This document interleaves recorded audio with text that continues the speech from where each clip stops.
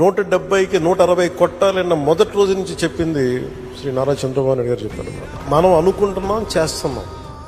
చాలా జాగ్రత్తగా ఉంటారు, వ్యూహాలు ఉంటాయి, అన్నీ ఉంటాయి. కానీ ఎక్కడా కూడా ఆయన దగ్గర నుంచి కించిత్తు అధైర్యం లేదు, భయం లేదు ఆయన దగ్గర.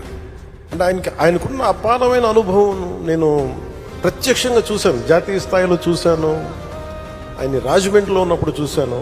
అంటే ఈయనకి ఏమి జరిగినా అసలు భయం అనేది ఏ క్వశ్చన్ లేదు. అంటే ధైర్యం తప్ప.